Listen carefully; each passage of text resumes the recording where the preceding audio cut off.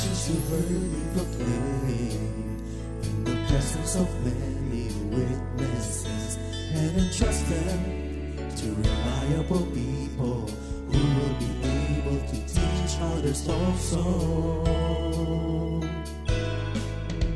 Take the teachings you heard me proclaim in the presence of many witnesses, and entrust them to reliable people who will be able to teach others also. Take the teachings you heard me proclaim in the presence of many witnesses, and entrust them to reliable people who will be able to teach others also. Take the teachings you heard me proclaim in the presence of many witnesses, and entrust them to reliable people who will be able to teach others also. 2 Timothy 2:2. Hallelujah, 2 Timothy 2:2. Praise the Lord. 2 Timothy 2:2. You and me, let us proclaim the gospel. 2 Timothy 2:2. Hallelujah. 2 Timothy 2:2. Praise the Lord. 2 Timothy 2:2. You and me, Let us proclaim the gospel of Jesus Christ. Take the teachings you heard me proclaim in the presence of many witnesses, and entrust them to reliable people who will be able to teach others also. take the teachings you heard me proclaim in the presence of many witnesses, and entrust them to reliable people who will be able to teach others also. 2 Timothy 2:2. Hallelujah, 2 Timothy 2:2. Praise the Lord. 2 Timothy 2:2. You and me, let us proclaim the gospel. 2 Timothy 2:2. Hallelujah. 2 Timothy 2:2. Praise the Lord. 2 Timothy 2:2. You and me, Let us proclaim the gospel of Jesus Christ. The harvest is plenty, but the workers are few. As for me and my house, we will serve the Lord. We will serve the Lord.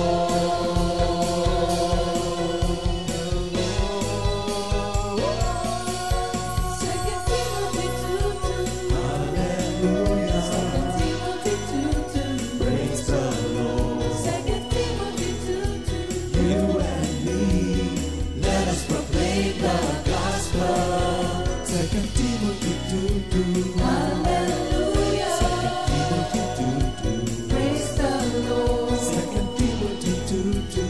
You and me, Let us proclaim the gospel of Jesus Christ.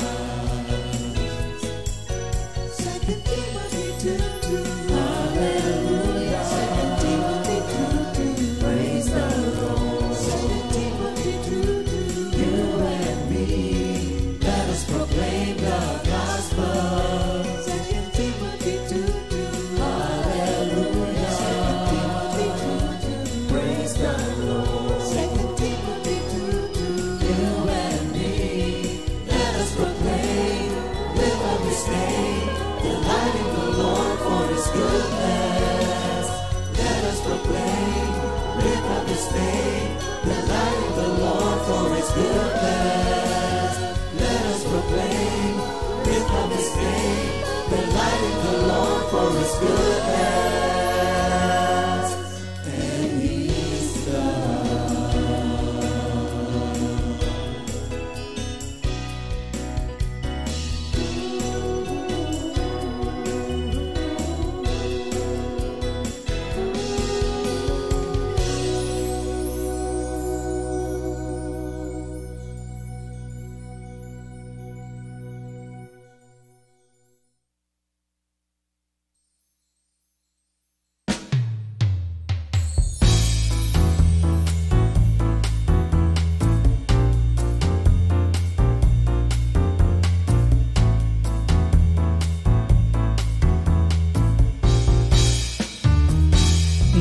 na makakakita ng buhay tulad nito.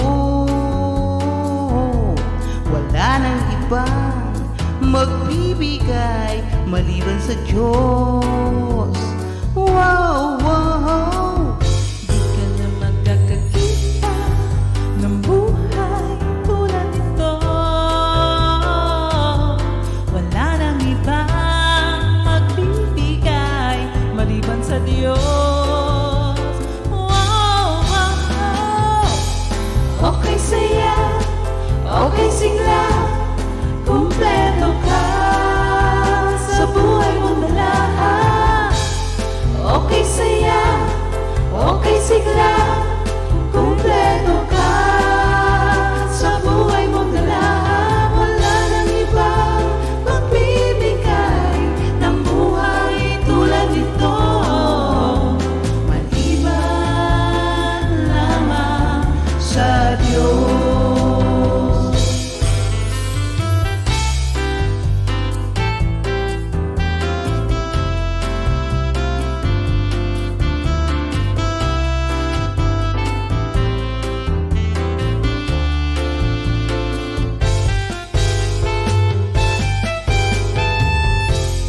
Okay saya, okay sigla, kumpleto ka sa buhay mo na lahat.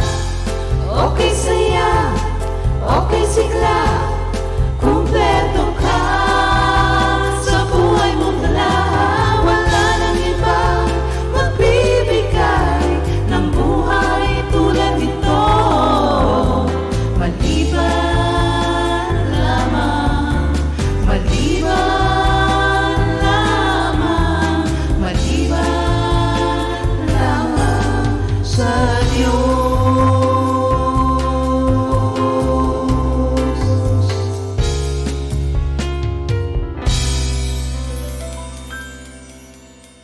Glory to God. Hallelujah. Good morning, Jesus. Good morning, Lord. Maraming salamat at binigyan na naman tayo ng isang napakagandang araw ng Panginoon. Glory, glory, glory to God. Amen. Yes, Lord. Salamat na sa umagang ito na muli magkakaroon kami ng isang matagumpay na pagtitipon na pagsasalu-saluhan namin ay ang banal na salita. Kaya mangungusap ka sa amin, Lord Jesus, sa magitan ng banal na Espiritu. Amen. Bago ako magsimula, mga kapatid, basahin ko muna yung memory verse of the week dito sa Proverbs 4:23. Keep your heart with all diligence, for out of it spring the issues of life. Purihin ang Panginoon. Sa Tagalog, mga kapatid, ang iyong puso'y buong sikap mong iingatan, sapagkat mula rito'y dumadaloy ang mga bukal ng buhay. Okay. Opening prayer. Thank you, Lord. Sa umagang ito, Lord, nagpapasalamat po kami sapagkat ang iyong pagmamahal ay nagbibigay sa amin ng karunungan at revelasyon para sa aming mga anak mo na pinili. In 1 Corinthians 2:12, now we have received not the spirit of the world, but the Spirit who is from God, that we might know the things that we have been freely given to us by God. Amen. Salamat po sa umagang ito, Lord. Heavenly Father, ang iyong kapangyarihan ang siyang magdudulot sa amin upang mabigyan kami ng espiritu ng katotohanan. At ang katotohanan na ito ay magbibigay ng karunungan sa amin upang maipahayag namin ang iyong mabuting balita. Lord, in you ay buhay at ang buhay na ito ay nagbibigay liwanag sa mga tao makaririnig ng iyong banal na balita. Kaya mangusap ka sa amin at sa pamagitan ng banal na Espiritu, muli ang kapangyarihan ng isang salita ay magbibigay liwanag at revelation at karunungan sa aming lahat. In Jesus' name we pray. Amen. Glory to God. Marami pong salamat, Panginoon, sa isa na namang araw na inyong ibinigay po sa amin at sa aming po pag-aaral ngayong umaga. Tatalakayin natin muli, mga kapatid, di ba? Mula pa noong umpisa, sanctification, yung binibigyan natin ng diin. Now, within the sanctification na lesson ay nakapaloob na tayo ngayon dito sa kaharian ng Diyos, the Kingdom of God. Ngayong tayo ay nandirito sa Kingdom of God, undergoing the process of sanctification, we now have to live under the authority of the kingdom of God. So, nandito tayo ngayon. Ano ang nakapaloob dito para tayo mamumuhay? Ano yung mga principles? Ano yung mga keys na dapat nating malaman habang tayo ay namumuhay under the authority of the kingdom of God? One of these is we need to spread the gospel. Tayo ay naririto sapagkat may mga nauna sa ating mga mananampalataya nagsumikap, nagtiyaga, at nakarating sa atin ang banal na salita ng Diyos, kaya tayo po ay nabiyayaan ng bagong buhay. So tayo ngayon ang tumatamasa ng kagandahang loob ng ating Panginoon, we now have the responsibility na tayo rin ay magbahagi ng salita ng Diyos, tayo rin ay mag-disciple. We have to make Jesus known all over the world. Kasi kapag tiningnan po natin ang mundo, alam natin na punong-puno ito ng napakaraming iba't samot-samot saring mga sitwasyon. May masaya, may malungkot, merong mahirap, merong madali, iba't iba talaga. At karamihan, kapatid, alam na natin, ang kasalanan namamayani. Kaya hindi magandang uri ng buhay at hindi magandang kamunduhan ito. So, ano ang kailangan natin? Kailangan natin ng kaligtasan at ito ay matatanggap lamang natin sa pamamagitan ng ating Panginoong Hesukristo. That's why we have the responsibility to make Jesus known all over the world, to all the ends of the world. So, noong araw, hindi natin alam ang buhay na kay Kristo, ngunit ngayong tayo ay naririto na, napakagandang buhay nito. So, now that we are living a good and a blessed life, mabuti na ito ibahagi din natin sa maraming mga tao. Kaya ang Biblia ay nagsasabi, proclaim the gospel to all ends of the world. That's why, we have to prepare ourselves, my dear people of God, because that is sure. What is important is, handa tayo pag dumating ang araw na iyan. At ang preparation, ngayon na. Tanggapin natin ang ating Panginoong Hesukristo. Ngunit, paano sila maliligtas kung hindi naman nila narinig ang pagpapahayag ng magandang balita? People need the Lord. Alam naman natin ang kalalagayan ng mundo ngayon. Ang dami-dami pong mga hindi magandang mga pangyayari. Ano ibig sabihin? Kailangan natin si Lord. Sapagkat ang kaayusan ng buhay ay sa pamamagitan ng ating Panginoong Hesukristo. Oh yes. Merong mga sabihin, okay na ako sa buhay ko. I'm affluent, I'm wealthy, I have all these good things in life. That's good. Pero ang mabuti po, mayroon tayong malusog na relasyon sa ating Diyos na lumikha sa ating lahat. Kaya may command na ibinigay sa atin sa Matthew 28:19-20, at ito yung ating tatalakayin ngayong umaga. Matthew 20. Mateo 28:19-20. Kaya't humayo kayo, gawin ninyong alagad ko ang mga tao sa lahat ng mga bansa, bautismohan ninyo sila sa pangalan ng Ama at ng Anak at ng Espiritu Santo. Turuan ninyo silang sumunod sa lahat ng iniutos ko sa inyo. Tandaan ninyo, ako'y laging kasama ninyo hanggang sa katapusan ng panahon. Amen. In English, mga kapatid, go then to all peoples everywhere and make them my disciples, baptize them in the name of the Father, the Son, and the Holy Spirit, and teach them to obey everything I have commanded you. Amen. And I will be with you always to the end of the ages. Remember the word, I have commanded you. So this means a responsibility para po sa ating lahat. Amen. We need to evangelize. See, ay tayong mga mananampalataya, we need to disciple. Kailangan mag-produce din tayo, mga kapatid. Kaya lang, sa bahagi sa pagdi-disciple, kailangan muna tayo mag-evangelize. Kailangan munang malaman ng maraming tao ang tungkol sa gospel.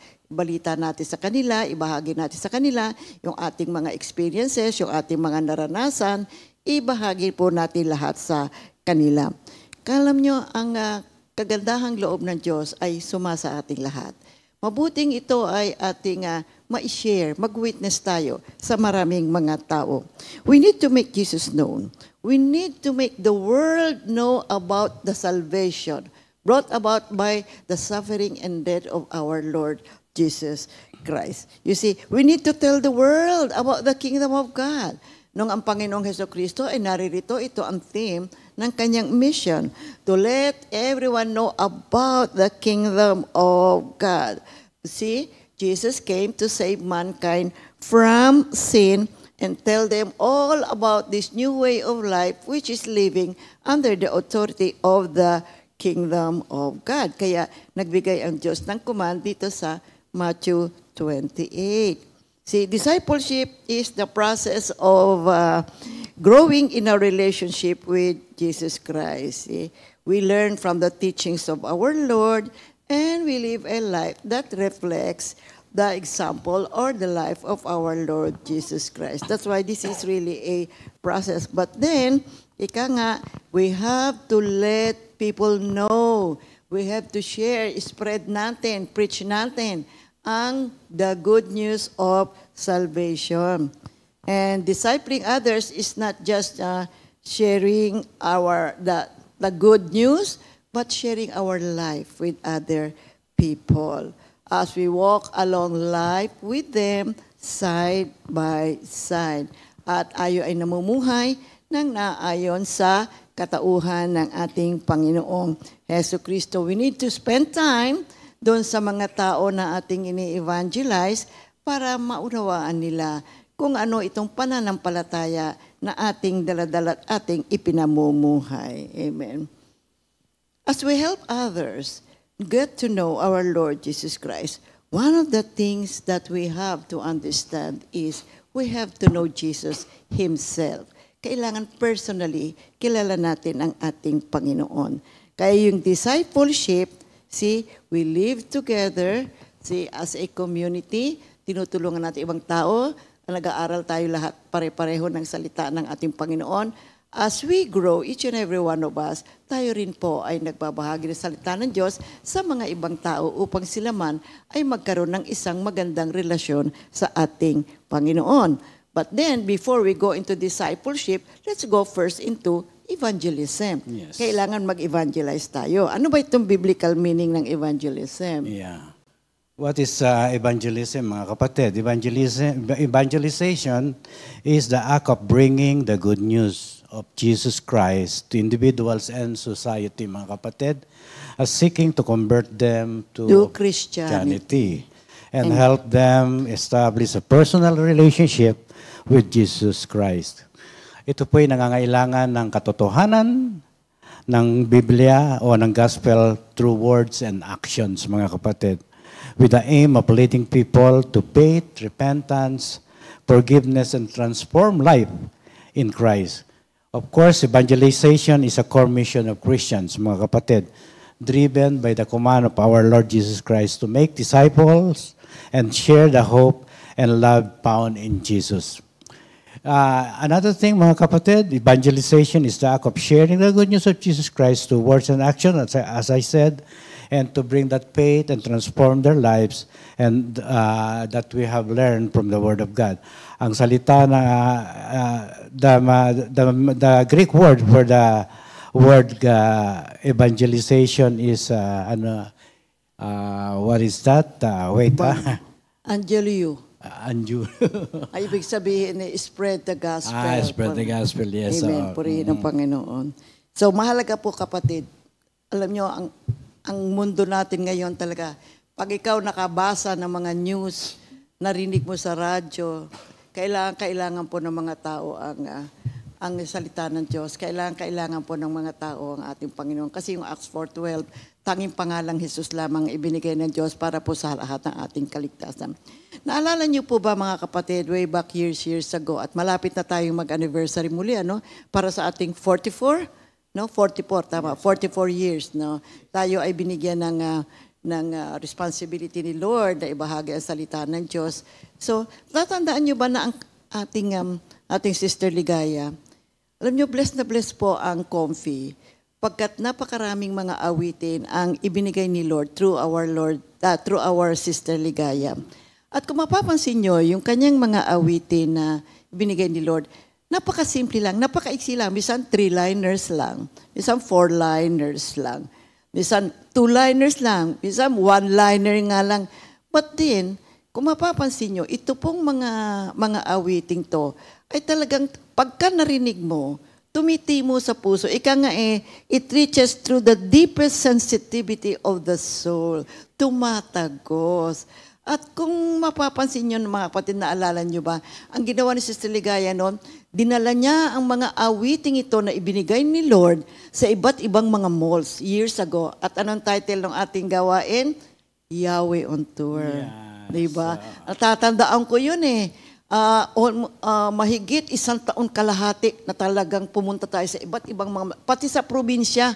Kasi ang sinabi ni Lord sa kanya, yung mga awiting kong yan, ilabas mo. Huwag lang sa loob ng community o church ninyo. Let people know about the Word of God. At ito ay ginawa natin sa pamamagitan ng awitin, sa pamamagitan ng musika. Kasi ang evangelization po, mga kapatid, ay hindi lamang yung nakaupo tayo nagpipreach. We can do this by singing. At ito ang ginawa natin noon. At sabi ko nga sa inyo, napakasimple ng mga awitin na binigay ni Lord. No? At napakaganda. At marami pa nga ang inaasam-asam nila na mapakinggan nilang muli ito. Merong one-liner Brother Arnold, di ba? Ano nga ba yung one-liner? Tingnan niyo mga kapatid. One-liner lang, pero ito po ay napakaganda. There's no other love like Jesus' love. There's no other love like Jesus' love. There's no other love like Jesus' love. There's no other love like Jesus' love. There's no other love like Jesus' love. There's no other love like Jesus' love. There's no other love like Jesus' love. O, di ba? Ang lakas maka-evangelize, but that's a one-line word of God, kapatid. Ang dali. Tapos kakantahin mo lang, kapatid, anong sitwasyon mo? Nalulumbay ka ba ngayon? Kantahin mo yung awitin yan. Madaling ma-memorize, isang line lang yan. Glory to God talaga, kapatid. Nakaka-evangelize yan. Kapag punta ka sa mga may sakit, awitan mo, there's no other love like Jesus' love. Tapos sasabihin mo, mahal ka ng Diyos. Ay, naku, maniwala ka, tatayo yan, kapatid. Di ba? Ay, naku, eksperyensado na namin yan pag pumupunta kami sa mga sa mga ospital at pag-pray over. Sasabihin namin, naku, palakasin mo katawan mo, paniwalaan mo, mahal ka ng Diyos. Ba, nag-iiba ang countenance. Tapos pag inawitan mo pa, ay talaga naman po, ang pag-ibig ng Diyos ay sumasa kanila at sila ay nagbabago ang kanilang sitwasyon sa kanilang pagkakasakit. Bumubuti po, kapatid. That's evangelization, my dear people of God. Sa pamamagitan ng mga awiting yan, na marami po ang nabubuhayan ng loob. Ano ang sitwasyon mo? Malulungkot ka? Umawit ka sa ating Panginoon. Recently nga we just had our East Cainta anniversary.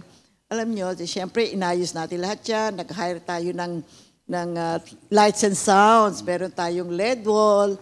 So nag-hire tayo ng mga technicians, decoration, etc. So ito na ngayon yung ating program. So yung technical, nando doon sa Melikuran kasi nasa harapan lahat yung mga performers tsaka yung LED wall natin. Alam niyo yung awitin, kinakanta nila yet.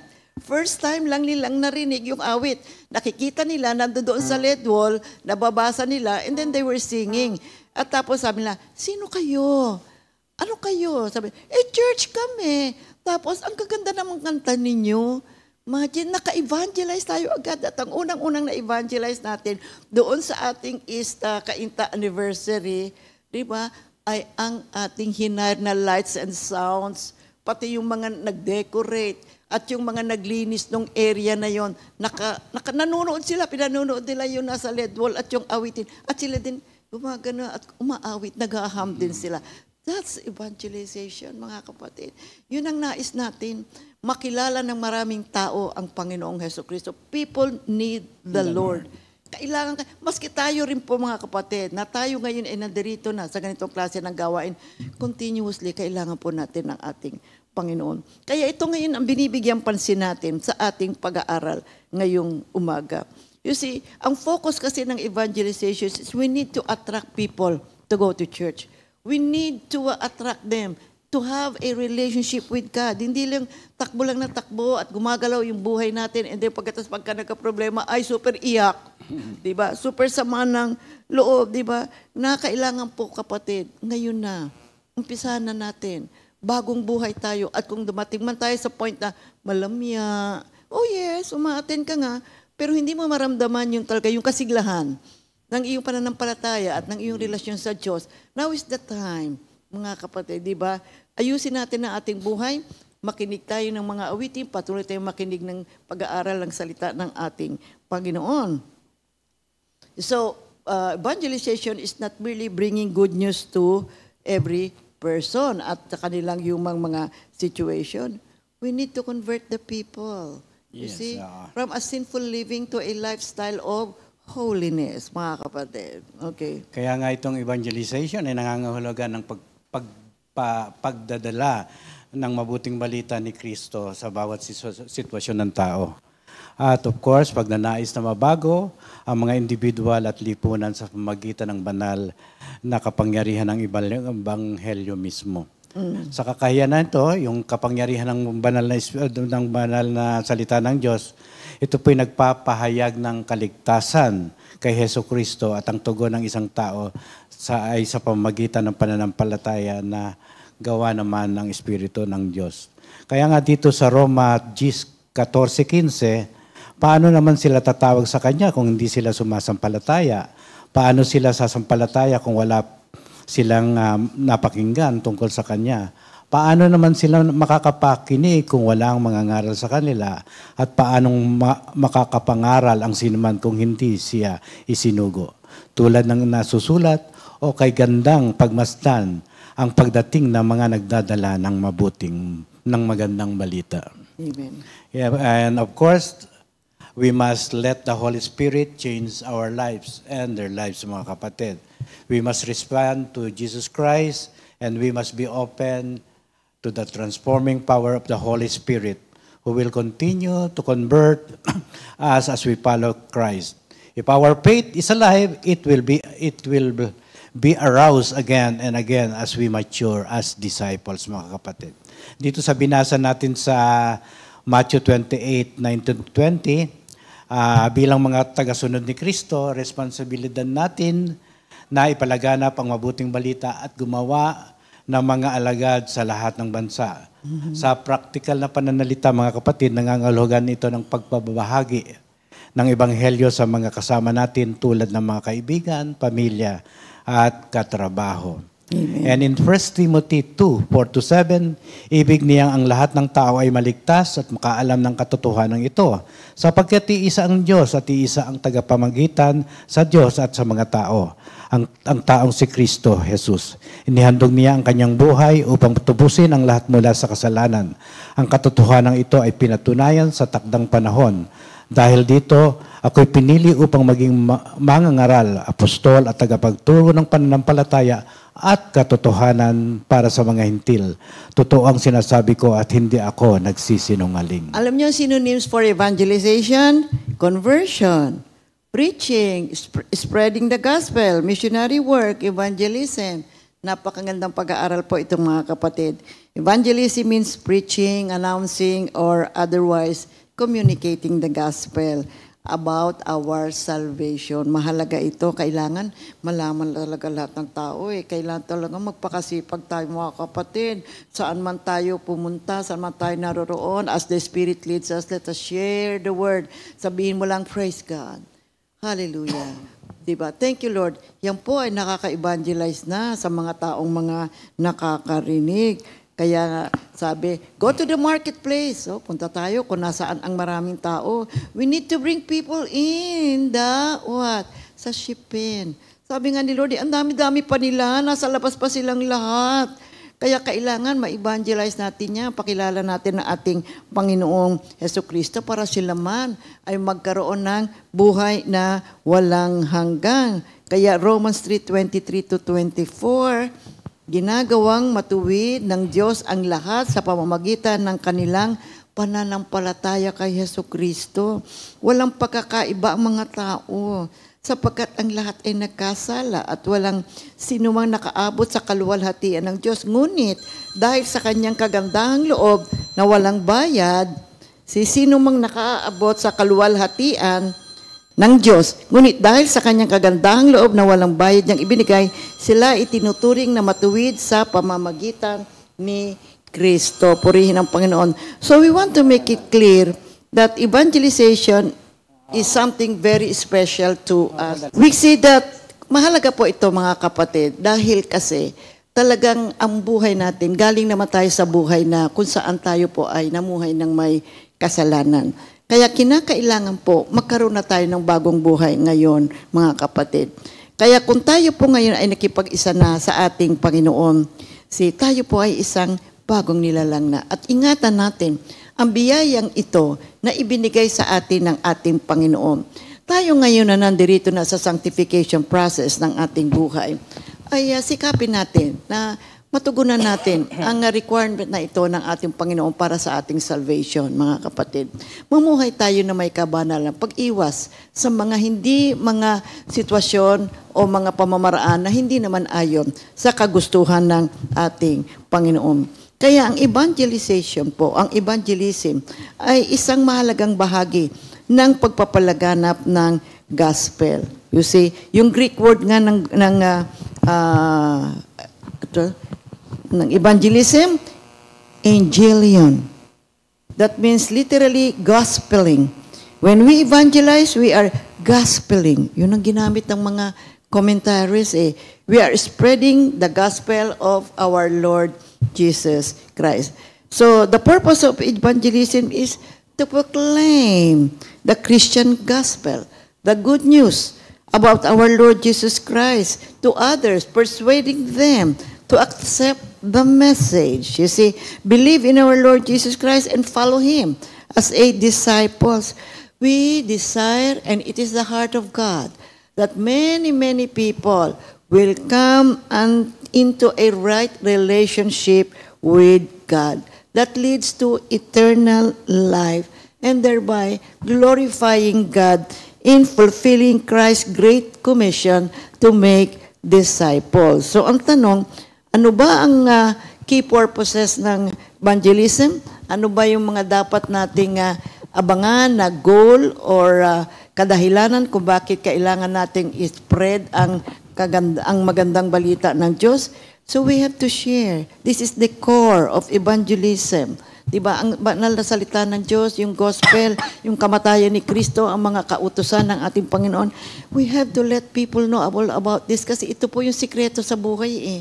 Alam nyo, kapag tayo po ay sumunod sa pamamaraan ng ating Panginoon, maayos naman ang buhay. Maraming mga tao, okay, sabi na, okay naman ako sa buhay ko ngayon. Pero higit pong mabuti, kapatid. Pagkamat ang lahat ng mga material na bagay ay sumasa atin, biyaya ng Panginoon, iba pa rin yung talagang meron tayong malalim na relasyon sa Diyos. Importante po yun, mga kapatid. Ito po yung ating purpose kung bakit ito pinag-aaralan natin ng itong discipleship. Particularly dito muna tayo sa evangelization. Mahalaga po ito, kapatid. Considering, tingnan mo, ang gulo-gulo ng mundo, people need the Lord. Saan pa tayo lalapit? Saan pa tayo tatawag? Anong pangalan? Sinong pangalan ng ating tatawagin? Walang iba kundi ang pangalang Jesu Cristo. So we need to proclaim the gospel. You see? Now, spreading the good news is spreading or telling or preaching about the life, the death, the resurrection, and salvation to all the people. So, unang-una, we have to spread the gospel. And secondly, let's invite people, di ba, to faith and discipleship. Okay. And ang pangatlo, mga kapatid, sharing God's abundant life, mga kapatid. What does it mean? Evangelization aims to help others experience the abundant and eternal life found in Jesus Christ.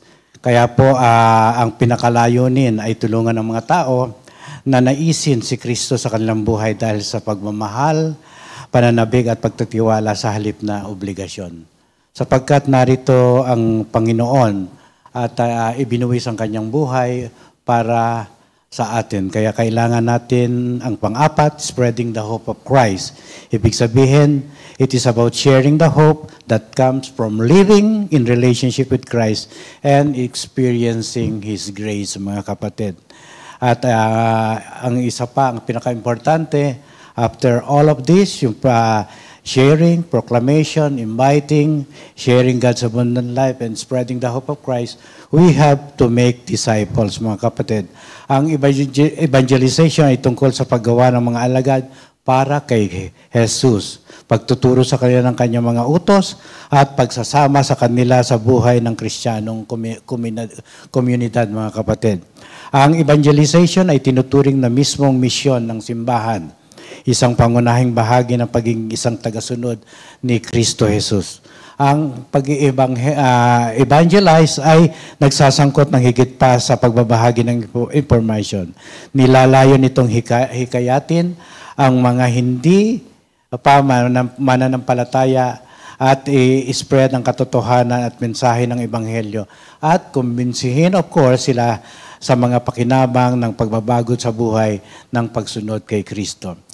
Ang evangelization ay madalas na humahantog sa pagiging disipulo kung saan ang mga bagong mananampalataya ay ginagabayan ang kanilang paglalakbay ng ating Panginoong Hesukristo dahil sa kanilang pananampalataya. Now, another important thing we have to remember when we evangelize, it glorifies God. Naluluwalhati ang Diyos sapagkat nandoon yung ating pagsusumikap na tayo po ay makatulong sa maraming mga tao. Ang ating mong pagbabahagi ng salita ng Diyos sa maraming tao, letting them know about our Lord Jesus Christ. Binabahagi natin sa kanila ang banal na salita ng ating Panginoon. Ito po ay kalugod-lugod sa puso ng ating Diyos. Sapagkat hangarin ng ating Panginoon na mapabuti ang lahat. Yes. At higit sa lahat pa, marating natin ang ipinangakong buhay na walang hanggan. But we have to make this effort, mga kapatid, na ngayon pa lamang mag-decide na po tayo na tayo ay magkaroon ng bagong buhay. Dahil kasi, ang puso nating ito, ano ang nilalaman nating puso? Ang laman na ating puso at isipan, maraming gusto, maraming mga opinyon, maraming mga nais gawin. Ngunit ito ba ang lahat bang ito ay naayon? Are all of this in alignment to the will of God? Kaya mahalaga na ayusin natin ang ating puso, ang ating kaisipan. Huwag nating hayaan na sige-sige na lang at gagawin natin kung ano ang ating naisip, feeling na and thinking na tama tayo palagi. No, no, no. We are not right all the time. Si mga kapatid, meron tayong mga pagkukulang, meron tayong mga kasalanang pang nagagawa. Ngunit, kapag nandoon ang ating malayang pagtanggap sa mga pag-aaral na ibinibigay ng Diyos at yung ating natututunan, tayo ay lumalago, ibinabahagi naman natin sa ibang tao, serbisyo natin ito sa kanila. Ito is an act of love para po sa ibang tao. At ipanalangin natin ang maraming mga tao na nangangailangan ng kaligtasang nagmumula at hatid ng kamatayan ng ating Panginoong Hesukristo. See, we have to evangelize, it glorifies God. And another reason is evangelization or evangelism is what? An obedience to God's command. Ito nga yung ibinigay doon sa Matthew 28. Ito po ay mahalaga, mga kapatid, sa mamagitan ng pagbabahagi ng salita ng Diyos ay marami po ang ating natutulungang mga tao. Ikalima, we need to persuade and convince many people. Yes, many. Pagkat sinabi ng Panginoon, marami pa sila na nasa labas ng kawan. Maraming mga tao naghihintay lamang na mayroong kumausap sa kanila. Maraming mga nandiyan na lulumbay at naghihintay lamang ng mga magandang salita upang sila po ay magkaroon muli ng kalakasan or strength sa kanilang kabuhayan. Maraming mga tao diyan ang mga nagtataka, may doubt. Totoo nga ba ang pananampalataya? Totoo nga ba na mayroong Diyos? Bakit ganito? At kung talagang mayroong Diyos, bakit napakagulo ng mundo? You see? Kaya dito po, mga kapatid, napakarami po ng dapat nating abutin ng mga tao na nangangailangan ng ating Panginoong Hesukristo. Nangangailangan sila ng salita ng Diyos sapagkat ang salita ng Diyos ang siyang nagbibigay ng kalakasan. Yan ang pagkain ng ating puso at ating kaluluwa. At sa magitan din ng pagpapahayag ng salita ng Diyos, we evangelize people we also promote spiritual transformation. Yes, mga kapatid. Kaya ang ultimate aim is to see people transform by encountering Jesus Christ. And of course, leading them to turn away from sin and embrace a new life of faith and joy. Ito pong personal transformation ay napaka-importante. The goal is to facilitate a transformative encounter with Jesus Christ, leading to a personal decision to make Him, of course, to make our Lord Jesus Christ the center of one's life. Pagdating naman sa interior conversion, ang goal po nito is to achieve a personal conversion of the heart to Christ and His church. So nakita nyo mga kapatid, laging itinutuon ang pag-aaral sa pinakapuso natin, sapagkat itong pusong ito ay deceitful minsan, no? Mapagkunwari. Pero pag nandun na ang kapangyarihan ng banal na Espiritu, wala na itong kapangyarihan upang tanggahin pa ang kapangyarihan na ibinibigay ng Panginoong Hesukristo sa atin sa pamamagitan ng, binanggit nga natin, sharing and spreading the good news of salvation. Kapatid, alam nyo, ang puso ng tao kailangan talagang mabago eh. Dahil kasi, naririto po yung nilalaman ng ating kaisipan din. Pagka naisip mo, minsan gusto mong gawin, ginagawa mo, akala mo, tama na. Hindi po mga kapatid. You know, when people hear the truth, may kapangyarihan ng salita ng Diyos sapagkat ito ay katotohanan. Kapag ito po ay talagang pumasok sa ikubuturan ng ating buo, nakakaroon po talaga ng spiritual transformation. Yeah. At alam kong nagkakaunawaan tayo dyan, sapagkat naranasan ho nating lahat yan. Kakaiba po ang buhay natin nung araw sa ating buhay ngayon. Ang buhay natin ngayon ay nakatayo tayo sa katotohanan ng salita ng ating Panginoon. Yan ang ating paglakad sa ating buhay ngayon. That's why we need to be converted. And that conversion has to be continuous, mga kapatid. Kaya yung sanctification natin, continuous yan, mga kapatid. Ang katapusan yan ay sa katapusan lamang ng ating buhay, mga kapatid.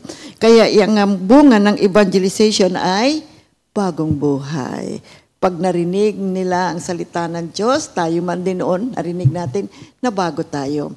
And changed individuals will change the world. You see, from sinful living, ay madadala tayo sa isang another na uri ng buhay, which is holiness, justice, spiritual, at lalo tigit, alam niyo po kapatid, kapayapaan. Oh, everyone is seeking peace, kapayapaan. Kaya mabuti na ating laging bigyang pansin yung ating mga pag-aaral, laging present sa GMA mga kapatid, at sa mga prayer meetings, sa ating mga fellowship, at magsulat-sulat din yung ating notebook para nare-review natin pagkatapos sa ating pag-aaral, personal study, reviewin lahat yung mga naituro at yung ating paglilingkod sa ating Diyos, paglilingkod natin sa ating kapwa. Maski yung mga pinakamahirap dyan na nangangailangan, tinutulungan natin mga kapatid. Sabihan natin sila ng salita ng ating Panginoon. Sabihin natin, mahal kayo ng ating Panginoon. Ano man ang inyong kalalagayan, ikaw ba'y nasasaktan? Ano ang dinaramdam ng puso mo? Mahal ka ng ating Panginoon. Let us tell them that Jesus is also human. Naranasan din niya, alam niya. Ang buhay na dinadanas natin ngayon, ika nga, di ba? Alam na ng Diyos ang nilalaman ng puso natin. Pero gusto pa rin niya siyempre, manalangin tayo at ilahad natin sa Kanya ang mga hangarin ng ating puso. Kaya kailangan mabago ang ating kaluluwa eh. Kasi kung ano ang laman ng puso at kaisipan, yun na rin ang nagiging pagkilos mo. Then after a while, kung ganun ang laman ng isip mo at puso mo, so ano nangyari? Ito na ngayon yung lifestyle mo. Ito na yung uri ng pamumuhay mo. Kung mapapansin nyo, pinag-aralan ho natin yan. Nakaraang ilang linggo, di ba? Nakapag ganyan ng ganyan, ang laman, nakaisipan mo, later on, yan na yung lifestyle mo. Kaya ang sabi ng Biblia, take your thoughts captive and make it obey Christ. You see? Maraming gusto at maraming gustong gawin itong ating puso at ating kaluluwa. But very important, we have to align our plans, we have to align our work sa mga plano at layunin ng ating Panginoong Diyos upang maging maayos ang ating buhay na siya nagbibigay naman ng kaluguran at kaluwalhatian sa ating Diyos. Ngayon, sino ba ang mga tinawag upang mag-evangelize? Sino ang mag-evangelize? Sino mag-share ng salita ng Diyos? Sino pa kundi tayo pong mga Kristiyano, mga Yes, kapatid. of Tayong course. mga nabago na. Bakit tayo? Wala namang alam yung mga taong nabubuhay sa kasalanan eh. Ngayon na lamang tayo natuto eh. Oh yes, may alam tayong konti. Pero higit po ang ating nalalaman ngayon sapagkat tayo po so many years na nag-aaral tayo ng salita ng Diyos. Sino ang magtuturo? Di yung marunong na, yung nakakaalam na. Sino ang tuturuan? Di yung mga walang alam pa at wala pang experience tungkol sa pananampalataya sa ating Panginoon. At sino yung may mga alam na at may experience na? Di tayo mga Kristiyano, we are called to evangelize. Kung tayo ang pinili, mga kapatid, may pangako naman ng Diyos sa atin. No? At mababasa natin sa Matthew 10, 32 to 33. Babasahin ko mga kapatid. Ang sino mang kumilala sa akin sa harapan ng mga tao ay kikilalanin ko rin naman sa harapan ng aking amang nasa langit. Ngunit ang sino mang ikaila ako sa harap ng mga tao ay ikakaila ko rin sila sa harap ng aking amang nasa langit. So napaka-importante nito mga kapatid na ang pagkakatawag sa atin ay isang divine na pagkakatawag. Ibig sabihin ng ating Panginoon, lahat naman tayo may iba-ibang personalidad, no? Pero kung ang pagkakapili sa iyo ng Diyos ay maghayag ng banal na salita, di ba napaka-importante yan? Napakaganda at napakabiyayang pagkakatawag yan, kapatid. Maraming tao napapansin ko meron diyang madaldal, meron diyang tahimik, pero yung ibang madadaldal, minsan hindi mo naman mapakinawagan sa pagsasalita ng salita ng Diyos. Kaya kung gagamitin ka ng Diyos sa pamagitan ng pagpahayag ng salita sa iyong personalidad na magiging madaldal, napaka-importante yan. Of course, gamitin mo yung gift na yan. Yes, of course. Instead of saying nonsense things, why don't you use yung gift mo ng speech sa pagpapahayag ng salita ng Diyos? Pwede naman, di ba? Yun nga, ganun nga ang dapat natin gawin. May kasi lang hindi minsan nare-realize ng mga tao na gifted siya sa speech. Gamitin mo yan. Mag-aral ng salita ng Diyos, i-meditate mo, and then, Lord, paliwanag mo nga sa akin, ano ba ito? Why am I so, kaya nga masalita akong tao. Sige nga, Lord, gamitin mo nga ako. Naku, kapatid, makita mo, marami kang mai-evangelize na mga tao sa gift mo na yan. No, of course. Why are Christians called to evangelize, mga kapatid? Sapagkat ito po ay isang kautusan ng ating Panginoon na mag-ebanghelyo dahil sa kaligtasan na dala-dala ng ating Panginoong Hesukristo. Higit pa sa isang banal na figura o isang propeta ang si Hesukristo. Ito po si Hesukristo ay ang salita ng Diyos na naka-imprint ang Diyos sa Kanya. And of course, ang kapangyarihan at karunungan ng Diyos ay nasa Kanya at may buhay na walang hanggan na taglay-taglay ito para sa ating lahat na mananampalataya, mga kapatid. And of course, what else? Living a righteous life manifests the work of the Holy Spirit, but we have not evangelized our neighbor. Kaya nga yan, nakakalungkot, mga kapatid. If we have never shared the gospel with them, tandaan po natin na kailangan natin na Bahagi mag-aral natin, mga kapatid. muna at magkaroon ng desire na mapag-aralan natin, maituan natin ang ating sarili sa pag-aaral ng salita ng Panginoon sapagkat napaka-importante nito sa buhay natin bilang isang Kristiyano, mga kapatid. We are brought into the kingdom of God by faith and repentance, mga kapatid. Kaya mahalaga, ibahagi natin sa kanila ang tungkol sa kapatawaran ng ating mga kasalanan. Marami na ngayon ang dapat na dahil kasi lumaganap na yung pagpapahayag ng salita ng Diyos, dapat marami na tayo, mga kapatid. But then, marami pa rin po ang nangangailangan na sila ay ma-evangelize ng salita ng ating Panginoon. Kaya yung evangelism is one way of God's calling to fulfill God's call for what? Spreading the gospel, for us to become witnesses ng kagandahang loob ng Diyos sa Acts 1:8. See, witnessing involves making visible what is otherwise invisible. Meaning to say, kung ano man yung mga na-experience natin, ay ibahagi natin sa maraming tao.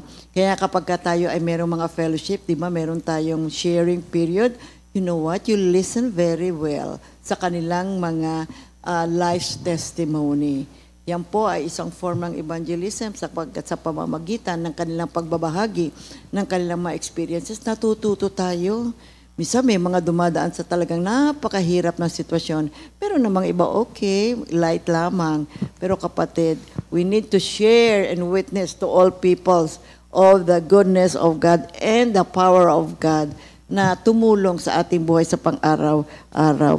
So sa pamamagitan ng pag-ibig at dakilang grasya ng ating Panginoon, bahagi natin. Let's evangelize as many people as we can. At sa ating pagpipreach, let's preach about the death and resurrection of our Lord Jesus Christ in our evangelism. You see, sharing our personal experiences. Nakapagpapatibay yan. Maraming mga tao, pag sinasabi na, ay narinig ko sa sharing period, ganun pala nangyari. Tapos lalakas na rin ang loob natin. Katulad ng minsan, we were preaching about a topic.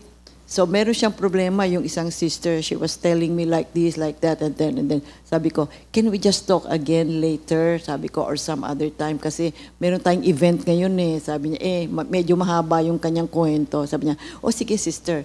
And then so here we are, nag-attention ng Sunday fellowship. So we were preaching. And then what? After the fellowship, she said to me, sister, okay na. Sabi ko, bakit? Kinausap na ako ni Lord. Ano sabi sa'yo ni Lord?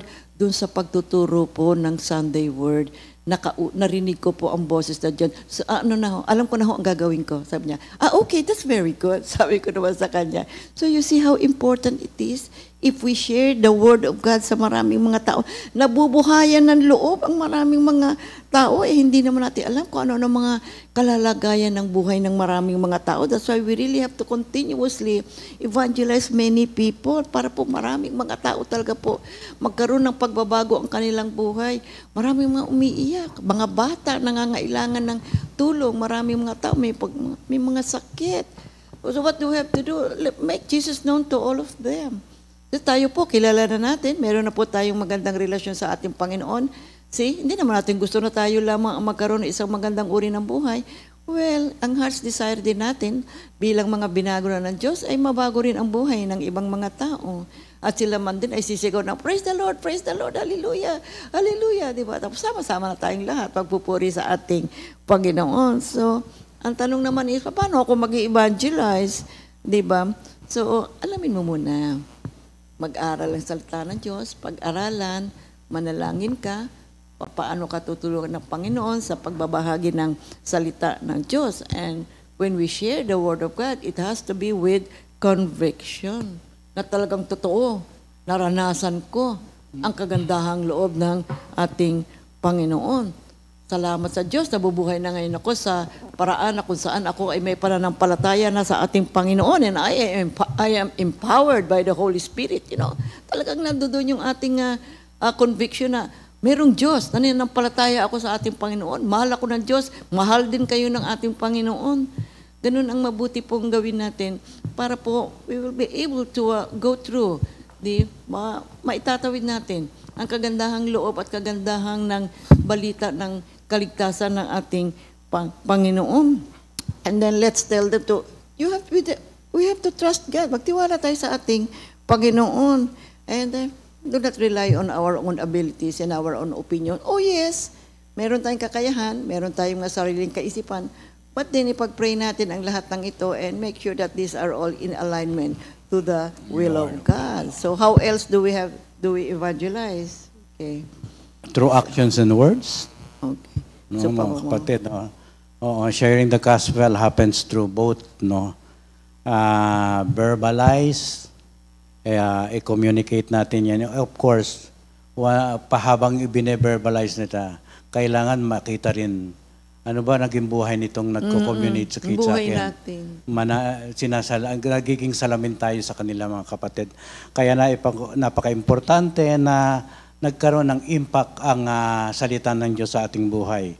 At once na mangyari yan, yung transform life natin ay magiging isang matibay na patotoo para sa kanila.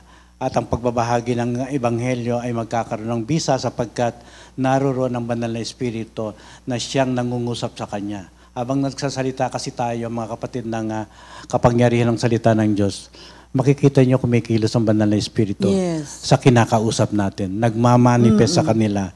At yan ay napakahalaga. Kaya habang nagsasalita tayo, see to it na meron tayong personal integrity pagdating doon sa salita ng Diyos na pinoproclaim natin, mga kapatid. Oo nga actions and words Huwag lang ho natin wag ho lang natin isalita kasi tinitingnan din nila ano ba sinasabi ng taong ito.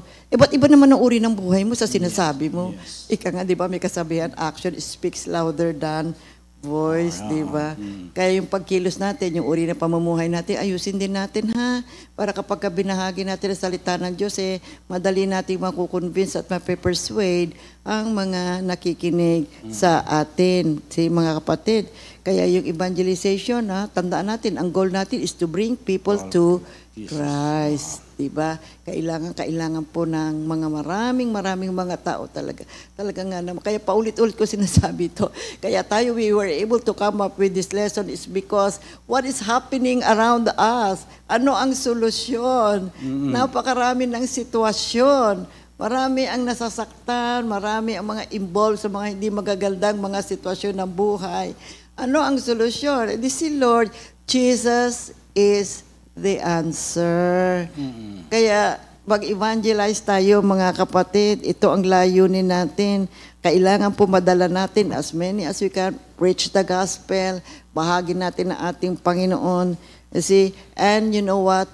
Kapag ito po ang ating puso, itong ating desire, God is going to empower us with the power of the Holy Spirit. Maring sabihin natin, hindi naman ako marunong magsalita No, hindi ako qualified. Paano kung halimbawa nagsishare ako tapos kung ano-ano pa mga sinasabi sa akin, ikaw naman, ganun. Ay, totoo naman po talaga, mape-persecute ka pa. Totoo yan. Meron po talagang nangyayari sa atin yan kapag tayo nagsishare ng Word of God. Kumisa kung ano-ano pa sasabihin sa atin. But then let us simply continue. Hindi naman tayo ang nire-reject When they reject the word, they are rejecting our Lord Jesus Christ. So, pag-pray lang natin sa sila, mga kapatid, na hindi pa naman nila alam So, hindi tayo pwedeng magalit. Pag-pray na lang natin sila dahil hindi pa nila nauunawaan. Kaya, yung fear of rejection, wag natin pababayaan niya na sumaisip natin, ayoko kasi mami ako ano sabihin na lang nila sa akin. May mga ganun kasi, hindi totoo talaga yan, mga kapatid. Nangunguna yung takot, no? Katas, ayaw mapahiya. Pahiya. Oo, nire-reject ako, may ako, ano sabihin lang, pamamalita pa ako. Yun nga lang minsan may dala kang Biblia, ayan na naman si dala-dala ang Biblia, ano na naman niya, sala na mapupunta. Things like that. But then, hindi naman tayo nire-reject ang ating Panginoon. Basta nandun palagi sa puso natin, oh my God, Lord, i-bless mo po sila, na magkaroon sila ng bagong buhay at matanggap nila ang magandang balita ng kaligtasan, di ba?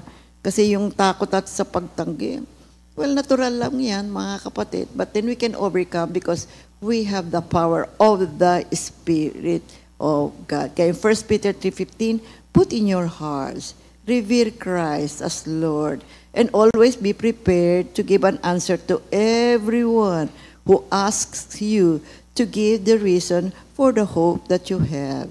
But do this with gentleness and respect. So sa Tagalog, igalang ninyo si Kristo mula sa inyong puso bilang Panginoon. Lagi kayong maging handang sumagot sa sinuman na humihingi ng paliwanag sa inyo tungkol sa pag-asang nasa inyo. Ngunit gawin ninyo ito ng mahinahon at may paggalang. Kaya nga kung minsan pag-reject ka, you get offended din. Na-hurt ka rin naman, di ba? But then sabi ng salita ng Diyos, gawin nyo ito ng mahinahon at may paggalang. Pray tayo kay Lord, na gamitin tayo ni Lord at matanggap natin yung mga negative situation. At yung mga binabahagi na natin ng salita ng Diyos ay magkaroon din naman ng bukas na puso at isipan. You see, meron din isa pang tanong, paano din naman ako masyadong marunong sa Biblia? Wala nga akong memorize Di ko nga masyadong maintindihan, kailangan ba ako mag-evangelize? Of course. Hindi natin kailangan ng malalim na karunungan. Share our lives. Share our faith. Share our experiences. Marami ho tayong experiences, mga kapatid. Ang Diyos ay laging kumikilo sa buhay natin, 24/7. Araw-araw, maski tulog tayo, kumikilos ang ating Panginoon. Di ba sabi nga ni Lord Jesus, my Father is working. And so I must also be working. Kaya nandyan ang pagkilos ng ating Panginoon. Sabi niya, wala naman ako masyadong alam na Bible verse. Di mag-aral. Mag-aral, mag-pray, mag-meditate. Sabi, Lord, tulungan mo ako ma-memorize yung mga Bible verses. At hindi lang yun. Lord, maging buhay, gawin mong buhay. Itong mga banal na salita na ito sa buhay ko para meron ako maibahagi sa aking kapwa, ang iyong kagandahang loob, ang iyong kabutihan, ang iyong pagtugon sa aming mga pangangailangan. So, truly, our God is a great God. Ngingitian ka lang ni Lord at bibigay sa iyo answered prayer ka. Maniwala ka, kapatid. Pagka lapit mo na naman sa ibang mga tao, tuloy-tuloy na lang. Di ba sabi nga sa atin ng Biblia, huwag kang mangamba. Pag tumayo ko dyan, ibibigay ko sa iyo ang mga salitang dapat mong sabihin. Di ba mga kapatid? So huwag tayong matakot. Let's continue to evangelize. At marami naman ang paraan. Para kapag tayo po ay magbahagi ng salita natin. Una-una, sabi ko sa inyo kanina, pwede kang umawit. Biro mo, one-liner lang yung inawit natin kanina. And yet, nakaka-evangelize yun, mga kapatid. Tapos, ando dyan yung prayer. Pag-pray natin sila at tulungan din natin sila na mag-pray sila. At hikayatin natin sila mag-aral ang salita ng ating Panginoon. Halika, sama tayo. Let's pray together. Let's study the Word of God together, di ba? And then, makikita natin sa uri ng pamumuhay natin, makita nila na, this is how we live and this is our kind of lifestyle. Makikita nila, mabubuhayan din sila. Pwede pala ng ganong klase ng buhay. Kala ko hindi pwede. Kala ko nakakatakot kapag sumali ako sa ganyang mga klase ng gawin. Hindi naman pala. So dito makikita lang, marireveal sa kanila na may magandang buhay palang nakalaan sa mga taong nakikipagrelasyon, nakikipag-ugnay at nananampalataya, nagtitiwala sa ating Panginoong Diyos. Kaya yung evangelism, keep on preaching, keep on announcing, everything that is of our Lord Jesus Christ. Di ba sabi nga ni Lord sa Matthew 28, di ba? Teach them, make them my disciples, di ba? Turuan niyo sila lahat ng mga itinuro ko sa inyo. Teach them to obey everything that I have commanded you. Should we be fearful? Dapat ba patatakutin tayo kapag tayo ni-reject? Patatakutin ba tayo kung hindi natin masabi ang mga dapat natin sabihin? Sabi ni Lord I will be with you till the end of age. Sabi ng Biblia, di ba? Tumayo ka lang dyan. Ibibigay ko sa iyo ang mga salitang kailangan mong sabihin. Evangelization is a mission of the church. Mahalaga po to. It is our Christian duty to spread the gospel, to let the people know about salvation, and to let the people know about our Lord Jesus Christ. Let us help many people, many individuals to come back to God, have a relation with Him, and live a life of faith, trusting, and worshiping our Lord Jesus Christ. It is an essential mission, kapatid, sa ating church na tayo ay magbahagi ng banal na salita ng ating Panginoon. Maraming mga tao nangangailangan talaga, mga kapatid. Maawa tayo sa mga taong nahihirapan. Marami ang mga nangangailangan. Many people are hurting. What is the solution? Jesus is the answer. Let us evangelize. Amen. Glory to God. Ipagpapatuloy po natin ang ating pag-aaral. Ngunit ngayon naman muna ay ating babatiin ang mga may birthday. Purihin ang ating Panginoon. Glory to God. Happy birthday, Brother Larry Gaviria. Yeah. Brother Lars, happy birthday. Happy At birthday. si Noah. Noah Borja. Si Noah. Anak birthday. ni Jeff. Brother Jeff. Sister Min Tamani. Princess Bertiolo. Brother Gab Mirabuenos. Gab Mirabuenos. Sister Gina Gatmaitan. Sister Cecil Danganan. Brother Jerry Fenis. Brother Kane Ada, purihin ang ating Panginoon. Happy birthday sa inyong lahat.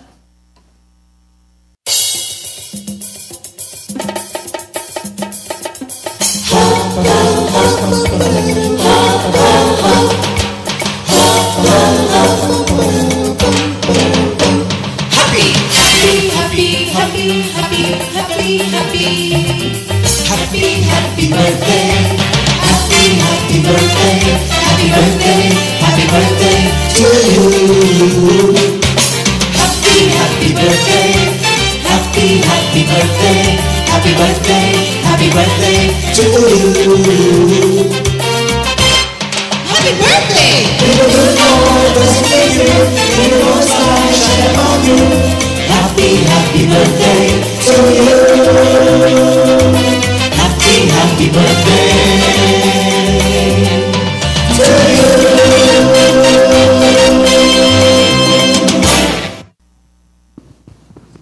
Purihin ang banal na pangalan ng ating Panginoon sa inyo pong lahat na celebrate na inyong birthday. Have a great day. Have a blessed day. Enjoy your special day.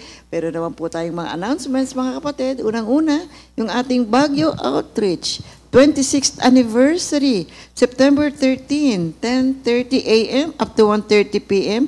at the New Town Plaza Hotel. Merong sharings, 350 pesos per head ang mga adults. See? Ang mga ages 11 and up naman, Iba yun, yung 350. oo, 11 and up, 350. Pero kung 4 to 10 years old, half the price. Pero 3 years old pababa, libre! Details are posted at our FB page. Meron pa, yung ating Comfy Family Affair 44th anniversary. Lord, thank you. 44 na po ang aming Comfy na inyong ibinigay po sa amin. Salamat, Panginoon. At 44 na kayo ang gumagabay sa amin sa lahat ng taon na ito. Early Christmas Fellowship na rin ho yan sa November 29-30, 2025 at the Hotel Supreme Mall and Event Center sa Baguio.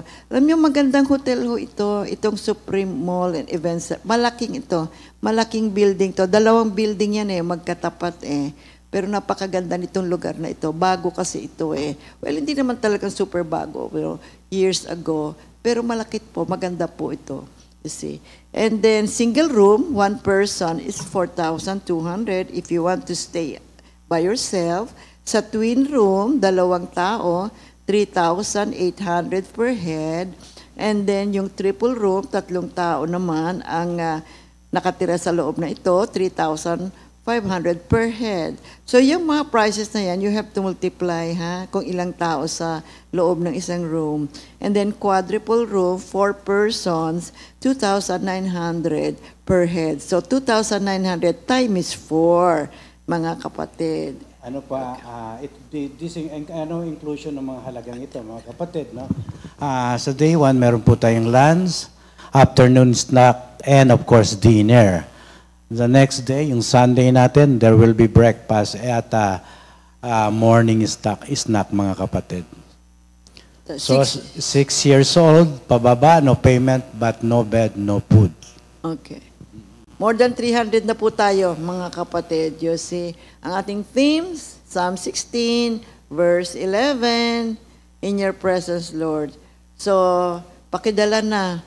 Sige, cocktail dress and suit, exchange gift. Para po ito doon sa gabi ng Friday. Gagamitin po natin yung ating mga kasuotan. Maraming salamat sa banal na pangalan ng ating Panginoon. And we have a repeat new song of the week, A Strong Refuge, composed by Sister Seni Radam. Kaya para po sa ating closing prayer. Yes, maraming salamat po, Diyos Ama, for delivering us from the power of darkness and translating us into the kingdom of your dear Son. In Him we have redemption, and through His blood, even the forgiveness of our sins. Glory to God. In Jesus' name we pray. Amen. God bless everyone.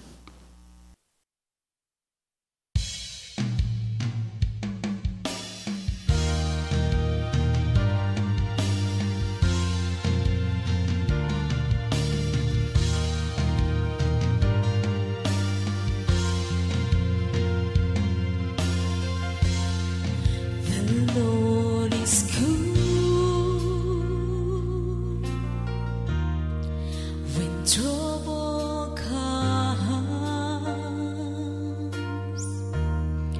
He is strong refuge, and He knows everyone who trusts in Him.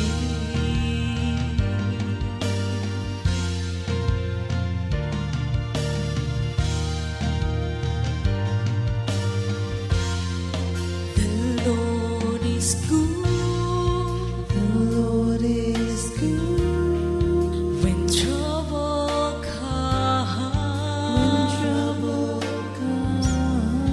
He is a strong refuge, and He knows everyone who trusts in Him. Your word sustains me.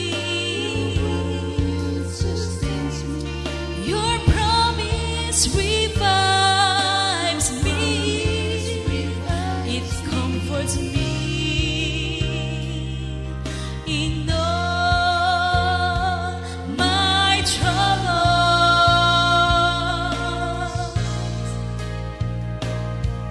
Your word sustains me. Your promise revives me. It comforts me in all my troubles. Don't be afraid, for I am with you. Do not be dismayed, for I am your God. I will strengthen you.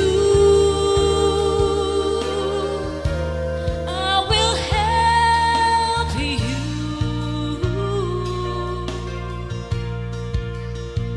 I will uphold you with my victorious right hand.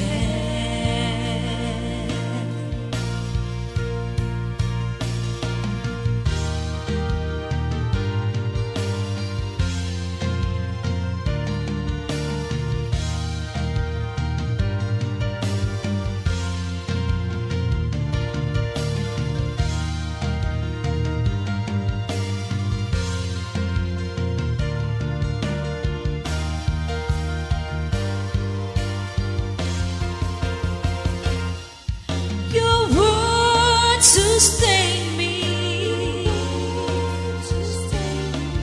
Your promise revives me. It comforts me in all my troubles.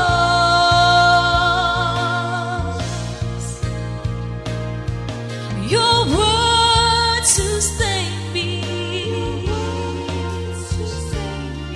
Your promise revives me. It comforts me in all my troubles. Don't be afraid, for I am with you. Do not be dismayed, for I am your God. I will strengthen you. I will help you.